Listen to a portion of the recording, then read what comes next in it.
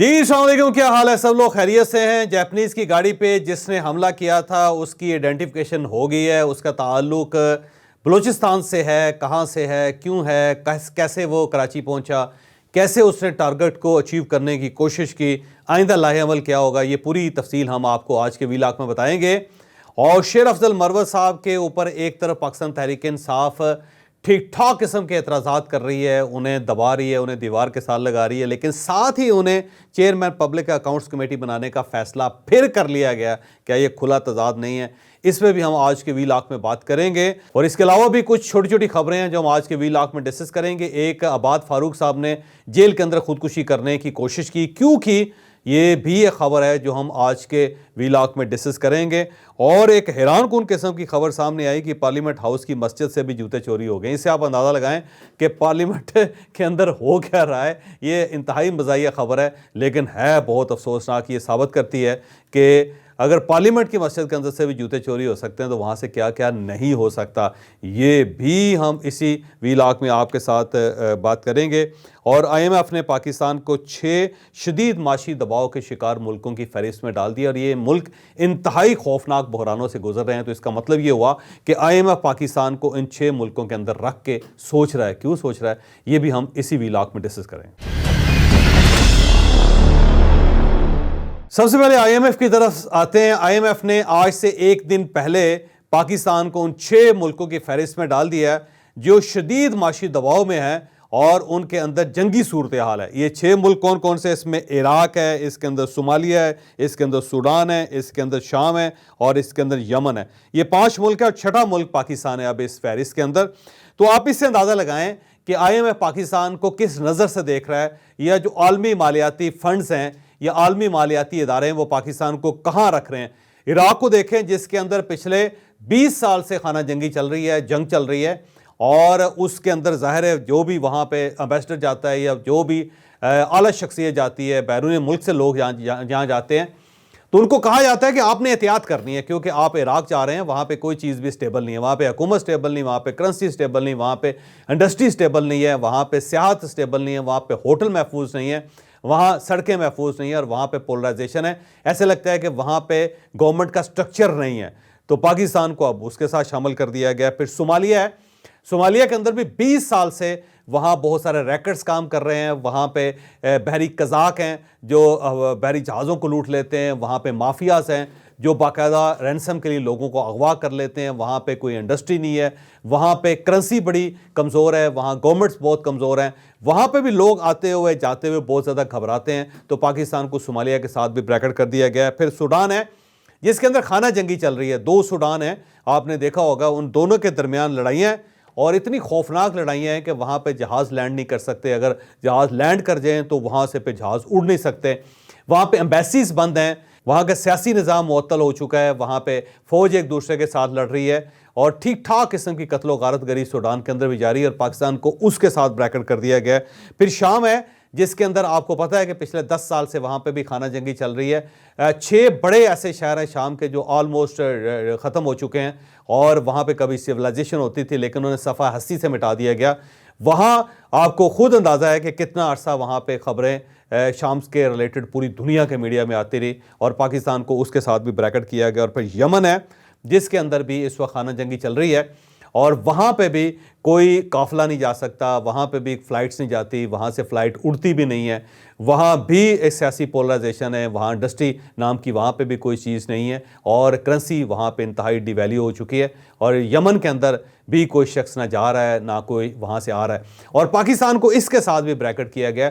تو اب آپ خود اندازہ لگائیں کہ جو 5 خوفناک ملک ہیں دنیا کے اندر، جس کی اکانومی ڈیمیج ہو چکی ہے، جس کا پولیٹیکل سسٹم ڈیمیج ہو چکا ہے، جہاں پہ سیاحت بند ہو چکی ہے، جہاں پہ انڈسٹری نہیں چل رہی، وہاں پہ لا اینڈ آرڈر نہیں ہے، وہاں کی عدالتیں کام نہیں کر رہی، تو پاکستان کو اس کے ساتھ نتھی کیا گیا۔ تو اس کا مطلب یہ ہوا کہ عالمی دنیا جو ہے وہ ہمیں اس جگہ پہ دیکھ رہی ہے، وہ یہ دیکھ رہی ہے کہ ہم آنے والے دنوں میں یمن بن رہے ہیں، ہم آنے والے شام بن چکے ہیں، ہم آنے والے سوڈان بن رہے ہیں، ہم آنے والے صومالیہ ہوں گے، اور ہم آنے والے دنوں میں ہم عراق ہوں گے۔ تو یہ ایک انتہائی خوفناک قسم کا فینامنا ہے۔ میرا خیال ہے اگر قوم اب بھی نہیں جاگتی تو پھر یہ کبھی نہیں جاگ سکتی، اور اب سب کو ہوش کے ناخن لینے پڑیں گے، تمام ریاستی اداروں کو بھی اس پہ سوچنا پڑے گا، اور ساتھ ساتھ سیاسی اداروں کو بھی ایک دوسرے کے بارے میں سوچنا پڑے گا اور ایک دوسرے کو سپیس دینی پڑے گی۔ میاں نواز شریف کو عمران خان کے پاس بیٹھنا پڑے گا، عمران خان کو آصف علی زرداری کے ساتھ بیٹھنا پڑے گا اور پھر پورے ملک کو دوبارہ بنانا پڑے گا، دوبارہ ڈیولپ کرنا پڑے گا، پھر یہ چل سکے گا۔ اور اگر ہم یہ نہیں کرتے تو آج ہمارا نام صرف اس لسٹ میں آیا، کہیں ایسا نہ ہو کہ خدا نہ خواستہ ہم واقعی ان 5 ملکوں کے بعد ایک چھٹا ملک ایسا ہو جس کے اندر نہ لا اینڈ آرڈر ہو، نہ وہاں پہ انڈسٹری چل رہی ہو، نہ وہاں پہ سڑکیں محفوظ ہوں، وہاں اسٹیٹ بینک کے نوٹ چھاپنے بند کر دیں اور وہاں پہ پولیٹیکل پولرائزیشن اتنی زیادہ ہو کہ ساری سیاسی جماعتیں ہتھیار اٹھا کے ایک دوسرے کو قتل کرنے کی طرف دوڑ رہی ہوں۔ تو یہ ایک خوفناک فینامنا ہے۔ میرا خیال ہے اب ہماری آنکھ کھل جانی چاہیے، لیکن ظاہر ہے اتنی جلدی آنکھیں تو نہیں کھلتی اس سے۔ شعیب شاہین صاحب کا تعلق پاکستان تحریک انصاف کے ساتھ ہے اور یہ وکیل بھی ان کے اور نامور ان کے سیاستدان بھی ہے، بلکہ یہ ان چند سیاستدانوں میں شامل ہوتے ہیں جنہوں نے میڈیا پہ عمران خان صاحب کا کیس ٹھیک ٹھاک لڑا ہے۔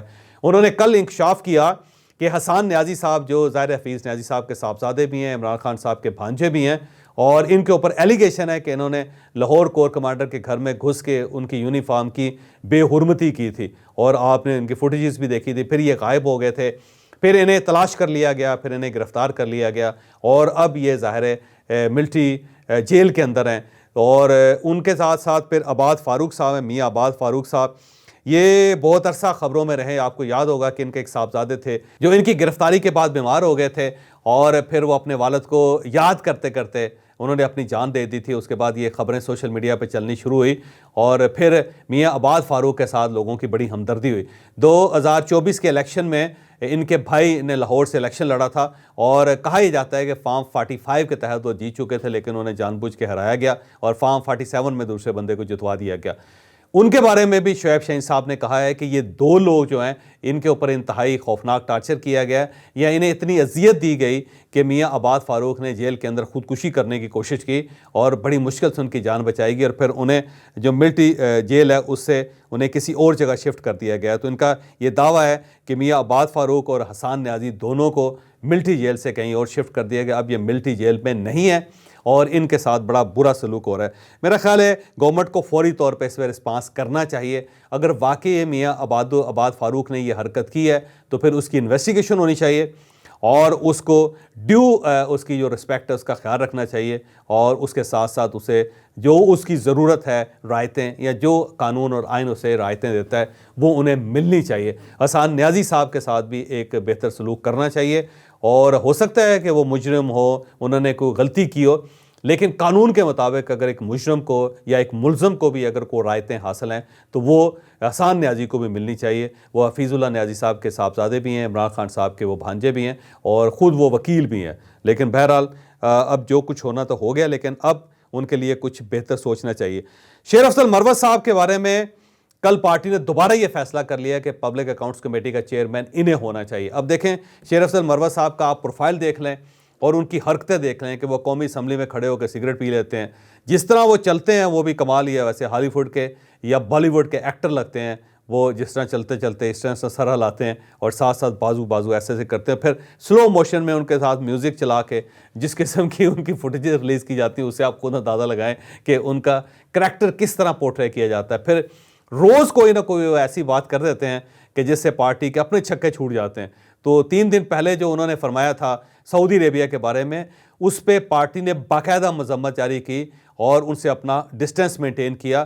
پارٹی کے ترجمان نے اس کی وضاحت کی کہ جی ہمارا ان کے ذاتی بیان کے ساتھ کوئی تعلق نہیں، اور سعودی عربیہ کے ساتھ پاکستان کے بڑے اچھے تعلقات ہیں، اور عمران خان صاحب بہت زیادہ احترام کرتے ہیں سعودی عربیہ کا۔ پھر عمران خان صاحب نے جیل کے اندر جتنے لوگ ان سے ملنے گئے تو اس پہ انہوں نے کہا جی سعودی عربیہ نے تو بڑا سپورٹ کیا تھا میری گورنمنٹ کو، یہ کیسے ہو سکتا ہے کہ سعودی عربیہ میری گورنمنٹ کو گرانے میں کہیں انوالو ہو۔ تو جس نے بیان دیا تو اسے اپنے عقل کو ہاتھ مارنا چاہیے تھا، اسے کوئی سوچ سمجھ کے یہ بیان دینا چاہیے تھا، اتنے عامکانہ خیالات کا اظہار انہیں نہیں کرنا چاہیے تھا۔ لیکن اسی شیر افضل مروت صاحب کو اب پبلک اکاؤنٹس کمیٹی کا چیئرمین بنانے کی سفارش کر رہی ہے پارٹی، اور حکومت کو پابند کر رہی ہے، مجبور کر رہی ہے اسپیکر صاحب کو کہ جناب یہ سیٹ ان کے حوالے کی جائے، کیونکہ ماضی میں اپوزیشن کو سیٹس دی جاتی تھی۔ اب شیر افضل مروت صاحب کی صورتحال دیکھیں، ان کی ذہنی جو اہلیت ہے اس کو دیکھیں، اور دوسری سائڈ پہ پبلک اکاؤنٹس کمیٹی کو دیکھیں، تو آپ کو دونوں کے درمیان گیپ ٹھیک ٹھاک نظر آئے گا۔ لیکن میرا خیال ہے پاکستان تحریک انصاف اسی طرح سوچتی ہے، وہ جب بھی کوئی بڑا عہدہ دیکھے گی تو اس کے اوپر کسی نہ کسی شیر افضل مروت کو ہی بٹھائے گی. اس کے اوپر محمود خان صاحب آئیں گے یا پھر اس کے اوپر عثمان بزدار صاحب آئیں گے. وہ ہمیشہ ایسے شاندار قسم کے عہدے کے لیے شاندار قسم کے عہدیدار تخلیق کرتی ہے. تو شیر افضل مروت صاحب ان کی تخلیق ہے, اور یہ چیز ثابت کرتی ہے کہ عمران خان صاحب کو شیر افضل مروت کے جو بیانات تھے ان کے اوپر بہت زیادہ افسوس نہیں ہے. اگر افسوس ہوتا تو پارٹی کبھی ان کا نام اس عہدے کے لیے پیش نہ کرتی, کیونکہ یہ تیسرا بڑا عہدہ ہوتا ہے پاکستان کے اندر. سب سے پہلے پرائم منسٹر, پھر اس کے بعد اپوزیشن لیڈر, پھر اس کے بعد پبلک اکاؤنٹس کمیٹی کا چیئرمین. تو اس سے آپ اندازہ لگائیں کہ پارٹی کی تھنکنگ کیا ہے. جناب ایک اور خبر بڑی دلچسپ کل نکلی کہ پارلیمنٹ ہاؤس میں کل جمعے کی نماز ہو رہی تھی. وہاں پہ جب لوگ نماز ادا کرنے کے لیے گئے تو میں مسجد کے بارے میں یہ بتاتا چلوں کہ 2 منزلہ مسجد ہے, اور جو زیادہ تر ایم این ایز تھے وہ اوپر والی منزل پہ جمعہ پڑھ رہے تھے, اور نیچے کیونکہ ہال بڑا ہے تو وہاں پہ رش بہت زیادہ ہو جاتا ہے, اور اس میں ہر قسم کے لوگ شامل ہوتے ہیں. اس میں پارلیمنٹ کا سٹاف بھی شامل ہوتا ہے, پھر اس کے اندر رپورٹرز بھی شامل ہوتے ہیں, پھر اس کے اندر ایم این ایز ہے, پھر ان کے ڈرائیورز, پھر ان کے رشتہ دار, پھر وہاں جو وزٹرز ہوتے ہیں وہ بھی شامل ہوتے ہیں. تو جب یہ نماز جمعہ ہو رہی تھی تو بہت سارے لوگ ظاہر جمعہ کی نماز پڑھنے کے لیے وہاں پہ گئے. لوگوں نے اپنے جوتے اتار کے سائڈوں پر رکھ دیے, اور جب نماز ختم ہوئی اور وہاں سے نکلنے لگے تو پتہ چلا کہ 10 سے 12 لوگوں کے جوتے چوری ہو چکے ہیں, اور وہ اپنے جوتے بیچارے تلاش کر رہے تھے ننگے پاؤں, لیکن کسی کو جوتے نہیں ملے. پھر انہیں ننگے پاؤں پارلیمنٹ ہاؤس سے باہر نکلنا پڑا, اور اس کے اندر جو ڈی جی میڈیا ہے ان کے ظفر سلطان صاحب, ان کا جوتا بھی چوری ہو گیا. پھر ہمارے صحافی دوست ہے صدیق ساجد صاحب, وہ بھی ننگے پاؤں وہاں پہ کوریڈورز کے اندر پھرتے رہے. اور اس میں تو کچھ ایسے لوگ تھے انہوں نے جرابیں بھی اتار کے, وہ سمجھتے تھے کہ جرابوں کے ساتھ نماز نہیں ہوتی, تو انہوں نے جرابیں بھی اتار کے جوتوں کے اندر رکھ دی تھیں, اور وہ ان کے جوتے جرابوں سمیت چوری ہو گئے. تو انہیں بالکل ننگے پاؤں وہاں پہ پھرنا پڑا, اور اس کے بعد ظاہر جوتے تو وہاں پہ سرپلس ہوتے نہیں, نہ ہی وہاں پہ کوئی جوتوں کی دکان ہے, جو کہ ظاہر ہے پارلیمنٹ ہاؤس کے اندر جوتوں کی دکان ایک کم از کم ضرور ہونی چاہیے. اور اسپیکر صاحب سے میری درخواست ہے کہ آپ وہاں پہ ایک دکان بنوائیں, کیونکہ ہو سکتا ہے کسی کو بھی ضرورت پڑ جائے کسی وقت, تو باٹا سے ریکویسٹ کریں کہ وہ پارلیمنٹ ہاؤس کے اندر ایک جوتوں کی دکان کھول لے, تاکہ اگر ایسی صورتحال ہو تو کم از کم لوگ جوتے تو خرید کے اپنے گھر جا سکیں. یہ میرا خیال ہے پاکستان کی تاریخ کا واحد واقعہ ہے یہ مزاحیہ واقعہ, لیکن اس کے باوجود انتہائی افسوسناک واقعہ ہے کہ اگر پارلیمنٹ ہاؤس کے اندر بھی لوگوں کے جوتے محفوظ نہیں ہیں تو پھر آپ اس سے اندازہ لگا لیں کہ باہر کیا ہو رہا ہوگا. اور مسجدیں تو ظاہر اس معاملے میں بہت ہی بدنام ہیں. مسجدوں کے لوگ عموماً پنکھے اتار کے لے جاتے ہیں, وہاں سے ٹوٹیاں چوری کر لیتے ہیں, وہاں سے جوتے چوری ہونا تو عام معمول ہے. کوئی بھی شخص گندے سے جوتے پہن کے آتا ہے اور واپسی میں اپنی پسند کا شاندار سا جوتا پہن کے چلا جاتا ہے, کوئی اس کو نہیں پوچھتا. اسپیکر صاحب نے اس کے اوپر انکوائری کمیٹی بٹھا دی ہے, اور فوری طور پہ کہا ہے کہ انویسٹیگیشن کی جائے اور کیمرے آن کر کے چیک کیا جائے کہ کون کس کا جوتا پہن کے گیا. تو یہ ظاہر ممکن تو نہیں ہوگا, جو چور جوتا چوری کرتا ہے وہ جوتا اٹھا کے نہیں لے کے جاتا, وہ کرتا یہ ہے کہ اپنا جوتا چھوڑ کے دوسرے کا پہن کے نکل جاتا ہے. اور ظاہر کیمرے تو ایسے نہیں ہیں کہ وہ نیچے لگے ہوں جوتوں کے لیول پہ کہ ہر آدمی کا پاؤں چیک کیا جائے, ہر آدمی کا جوتا چیک کیا جائے کہ کون کس کا جوتا پہن کے چلا گیا, تو یہ تو ممکن نہیں ہوگا.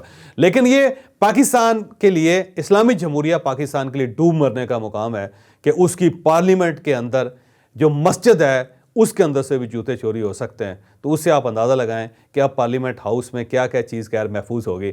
جہاں یہ کام چل رہا ہو تو باقی چیزیں کیا ہوتی ہیں. کل کو میرا خیال ہے کسی ایم این اے کو کوئی بندہ اغوا نہ کر کے لے جائے, پتہ چلے کہ ایم این اے غائب ہو گیا, یہ نہ ہو کہ اسپیکر صاحب ہی غائب ہو جائیں, کوئی لوگ آئیں اور ٹہلتے ہوئے اندر جائیں, اسپیکر صاحب کو ساتھ لے کے چلے جائیں. تو اس سے آپ اندازہ لگائیں کہ پارلیمنٹ ہاؤس کتنی غیر محفوظ جگہ ہے. جناب کل جاپان کے باشندوں پہ حملہ ہوا تھا کراچی میں لانڈی روڈ کے اوپر. کل یہ سارا دن خبر چلتی رہی, کل رات کو ہم نے اس پہ وی لاگ بھی کیا. اب جو دہشت گرد ہیں اس کے بارے میں کچھ نئی انفارمیشن آئی ہے جو میں آپ کے ساتھ شیئر کرتا چلوں. سہیل خان دہشت گرد کا نام ہے, یہ مر چکا ہے, یہ خودکش حملہ آور تھا اور اس کا تعلق پنجگور کے ساتھ تھا. پنجگور اگر آپ نے علاقہ دیکھا ہو بلوچستان کے اندر تو اس کی جو بستی ہے اس کا نام خدا آبادان ہے, اور وہاں پہ اس کے رشتہ دار آج بھی رہتے ہیں. اور جب یہ کل یہ واردات کر رہا تھا تو یہ کرنگی روڈ پہ کھڑا تھا, قیومہ آباد چورنگی کے قریب, اور وہاں سے اس نے فون استعمال کیا تھا. فون کر کے اس نے اپنے ساتھی کو فون کر کے کہا تھا کہ میں یہاں موجود ہوں, مجھے بتاؤ کہ میں نے کس کا پیچھا کرنا ہے اور کیسے کرنا ہے. تو پھر اسے باقاعدہ بتایا گیا تھا کہ اب یہ گاڑی آ رہی ہے اور تم نے اس کے پیچھے جانا ہے اور اس کے اوپر اٹیک کرنا ہے. تو پھر اس کے بعد یہ موٹر سائیکل پہ اس گاڑی کے پیچھے چل پڑا, اور جب یہ گاڑی کرنگی روڈ پہ پہنچی اور وہاں پہ ایک سپیڈ بریکر ہے اور اس سارے علاقے کو مانسیرا کالونی کہتے ہیں. تو جب سپیڈ بریکر کے پاس گاڑی پہنچی تو اس گاڑی نے اپنی سپیڈ سلو کر لی. جب سپیڈ سلو کر لی تو یہ موٹر سائیکل لے کے تیزی سے اس کی طرف دوڑا اور اس کے قریب پہنچا, لیکن یہ خوش قسمتی سے یہ گاڑی کے قریب پہنچنے سے پہلے ہی اس کا بم پھٹ گیا اور یہ وہاں پہ زمین پہ گر کے مر گیا, اور جو موٹر سائیکل تھا وہ چھوٹے چھوٹے پرزوں میں تقسیم ہو گیا. اور اس کے فوراً بعد جو اس کے پیچھے دوسرا ایک ساتھی سائیڈ پہ کھڑا تھا اس نے وہاں سے فائرنگ شروع کر دی گاڑی کے اوپر, لیکن اس کے باوجود جو لوگ تھے وہ محفوظ رہے, اللہ نے خاص کرم کیا. پھر گاڑی کے اندر کیونکہ گارڈز موجود تھے تو انہوں نے جو شخص ان کے اوپر فائرنگ کر رہا تھا اس کے اوپر فائرنگ کرنی شروع کی. تو اس کے بعد یہ پھر معاملہ سیٹل ہوا, پھر وہاں پہ پولیس پہنچ گئی, پھر انہوں نے جو لوگ گاڑی کے اندر موجود تھے جاپنیز ان سب کو بچایا اور ان سب کو ان کے گھروں تک پہنچایا. اس واقعے کے بعد جب کارروائی کی گئی اور علاقے کو چیک کیا گیا تو جو دہشت گرد تھا اس کے پاس ایک بیگ نکلا, اس بیگ کے اندر 3 رائفلیں تھیں, 6 دستی بم تھے, پھر پیٹرول کی اس کے اندر بوتلیں تھیں, پیٹرول کی بوتلیں بھر کے رکھی ہوئی تو اس نے, پھر پانی کی ایک بوتل نکلی بڑے سائز کی, پھر اس کے ساتھ ساتھ ایک لانچر بھی نکلا.